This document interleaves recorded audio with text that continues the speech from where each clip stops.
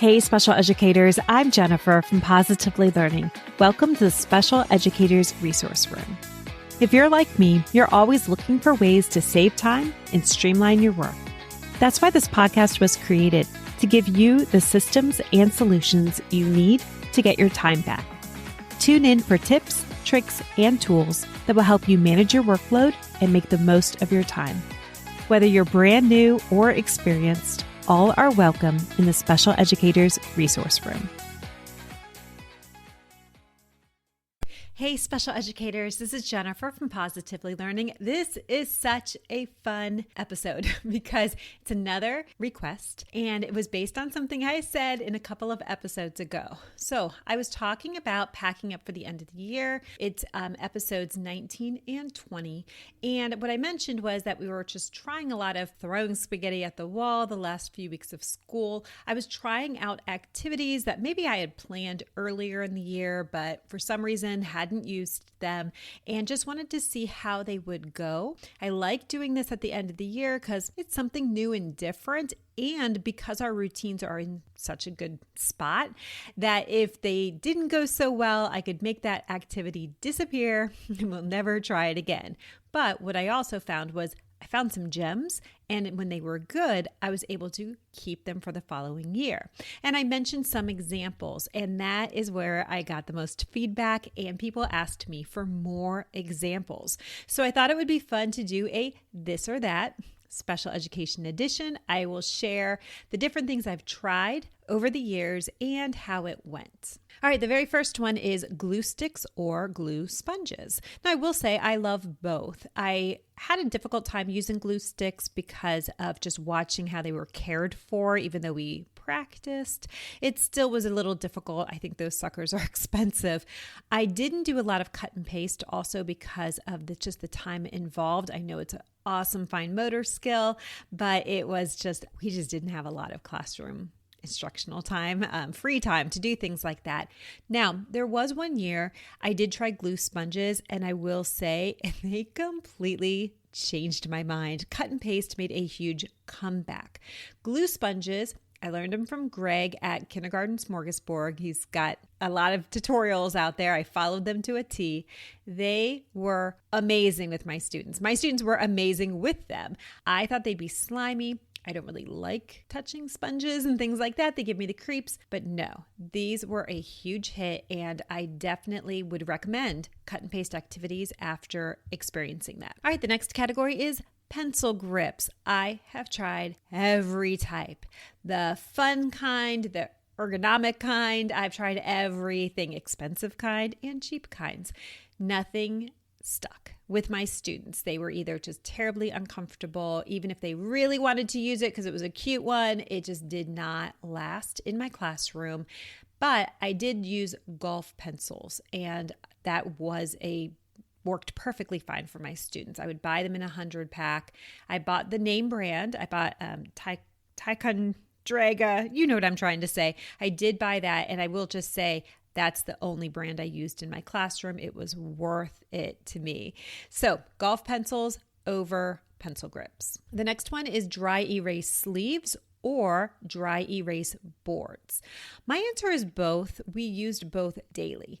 In my small groups in the inclusion classroom, I often used dry erase sleeves, and I would prepare them by putting in double-sided papers, one facing one side, we can flip it over and it's another. So maybe one side has a graphic organizer we're using, and then the other side might have some visual cues for my students, like letter formation or number formation or whatever it needs to be. But we used those. In my resource room, we often just grabbed a stack of dry erase boards because it was just faster. So that brings me to dry erase markers, Expo or an off-brand.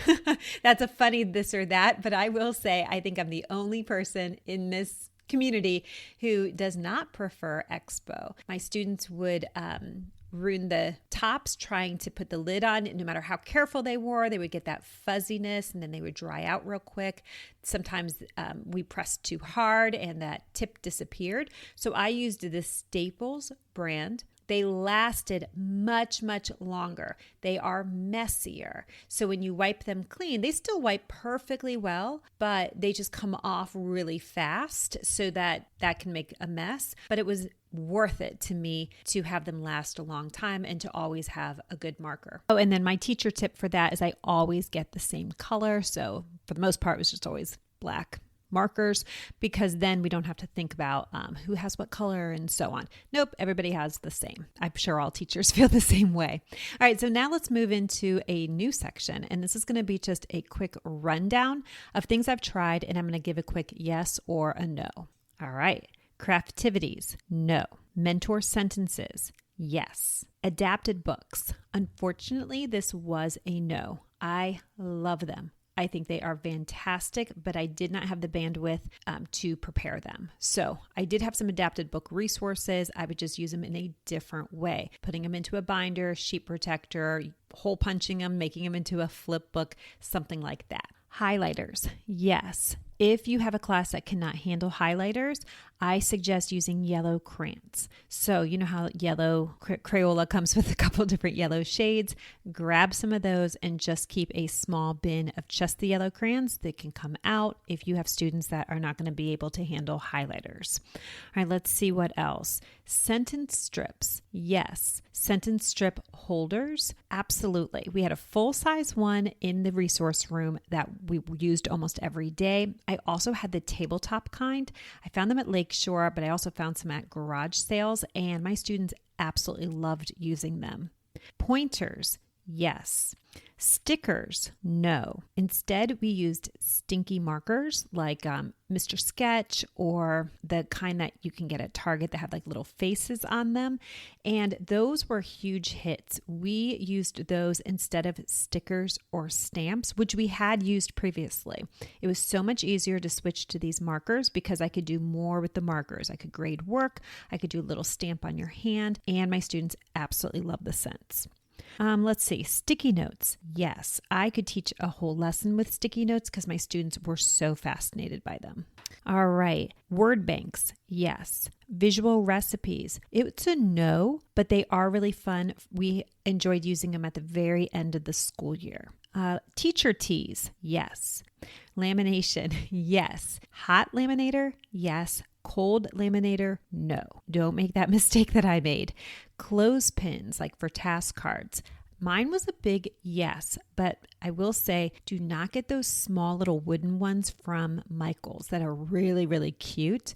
I did not have luck with those. They were just way too small for my students and they broke really easily. The best ones I found were the full size that looks like just a regular clothespin, but they were plastic and they came in primary colors. Those were a huge hit. Let's switch gears back to this or that. Community supplies or individual student supplies. Now, your school may have some guidelines about students having their own supplies, but if they don't, I highly recommend community supplies. Everybody has what they need. It becomes a non-issue. I always want to make sure I'm protecting as much instructional time as possible. Door open or door closed. I always wanted to keep it open so everyone could see how awesome we are. We were often felt like we were forgotten in the school. However, there were some years where it was just too distracting or we were struggling with elopement. So then we had to have the door closed. Color ink or black and white. I only had access to black and white at school, but I also preferred to use black and white because then I could use bright paper and it was just easier to color code. Flare pens or InkJoy. I don't know what it is. I've tried InkJoy many times. I just can't get into it. And I know that some of you are going to hate to hear that. I just don't understand how they are supposed to work. They just did not work well for me. So I am Flare Pen. However, just about a week ago on my Facebook page for Positively Learning, someone suggested Amazon brand Flare Pens. And thank you so much. If you're listening, they are awesome. They are just half the price or maybe even less than that. And they're exactly the same. So thank you so much. All right, back to some yes or no's. Microphones. I had my students use Echo microphones. Those are the plastic kind. There's no kind of mechanics to it. My students absolutely loved them. But I did try some more expensive ones, like the kind that have amplify, like some kind of battery or something like that. The gold sparkly one that was huge one year. And I did not like it. It didn't really work that well. I ended up giving it to another teacher. I highly recommend those really cheap Echo microphones you can get at Target Dollar Spot. I think mine came from like a toddler music class. All right, yes or no clipboards. I really want to say yes. I had half-size clipboards for my students to use so that they could move around the room if we're using flexible seating, and they weren't awesome. I really tried with them, but my students just kept dropping them. They were super clangy, and then those parts that clip, I always thought their fingers were going to get caught or they couldn't get their paper inserted. I did end up using whiteboards with a binder clip some years, but even that was kind of more trouble than it was worth. But for myself, I love clipboards. All right, using storage bins. Absolutely yes. Using trays. Oh my goodness, yes. I got those big sturdy trays one year at the Target Bullseye. I bought every single one they had, and I love them because you can lay them on the floor and just assemble all of your tasks and paper like in one assembly line and then stack them back up, and students could just grab one and go. That was a huge time saver for us. Pencil pouches. My heart says yes, my head says no, because they were hard to zip and unzip, and they didn't stack as nice, and they just didn't look as cute as I imagined them in my head. So we did use the rainbow photo storage boxes, 4x6 inch, for everything. I used them for my own supplies. I had my students use it for task boxes. Loved them. So next one is a teacher toolbox. Those are the ones that look like a fish tackle box and you label them. Super cute. I did go full out and got some really nice ones. I had some that I spray painted. I had a cute red one, a teal one. They were awesome. My students were obsessed with them. I ended up not using them for myself because I could take things out and label them, but nothing was going to go back in. That just took a lot of time. I wasn't into it. So what I did is I ended up turning them into student centers. I have these in my TPT shop, and I have one for literacy and some for counting. They're themed, and my students loved them. And it was really nice because I was able to set them up. Oh, we even have them for makerspace. I was able to set them up, put all the supplies in them, and then students would move to an activity. There it was. Everything stayed in one spot. So if you have some of those in your garage or basement, time to dig them back out, and you can use them for student resources. All right, the next one is shaving cream, as in putting it on the table. Students write words with them, and then you clean it up. That's going to be a no. We have done it, and we have pictures, and that was evidence enough that that was not something we're going to do again. Same thing with geo boards. We might bring them out once a year for an exploration activity, but then they're going to go away. And if you do use them for learning activities, you're going to have to tell me your secret, because I would love to try that again. I did have my students write directly on the table with dry erase markers. They always loved doing that, and it cleaned up so easily. Sometimes my students would struggle with the amount of space, so I would have to pre-draw lines to give them a visual, concrete boundary, but that worked out just fine. All right, the next one, word wall or sound wall. We did both. So we had a sound wall, and we also had a word wall using snap words. If you don't know what those are, I highly recommend looking them up. They were our bread and butter. They were absolutely wonderful. So it wasn't a traditional word wall that you would see, but the snap words were always there. We were huge on environmental print, so that was also displayed all over the room that my students could reference. Let's talk about flexible seating, yes or no. Yes and no. So we did try flexible seating. There were a few years I would just be heavily influenced and get some things.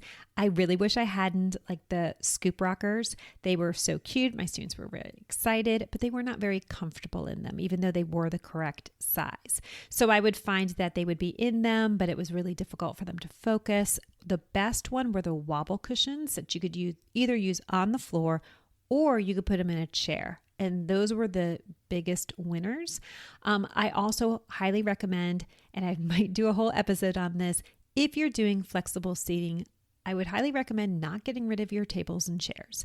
But that is part of student choice, because believe it or not, I had students choose that. And I would give some options. I'd have tables set up for tables with 2 or 3 students. I'd also put some single desks, and my students preferred that. That was their choice. I would even put headphones that didn't connect to anything, but I'd have headphones there so they could put those on and just block out, and have their time. That was something that was a really big hit in my classroom. Next thing I want to mention is a calm down corner. Is that going to be a yes or a no? So I definitely want you to hear the next episode where I dive into this. And I will just give a hint right now. It's both. It's a yes and a no. Yes for a calm down corner, but not exactly a corner. So you're going to have to stay tuned to the very next episode. I will explain what I mean. If you're already using one, I don't want you to miss this. And let's finish up with classroom themes. I did not do a theme. Instead, my theme was clean and safe. If you saw my school, that was our theme in life.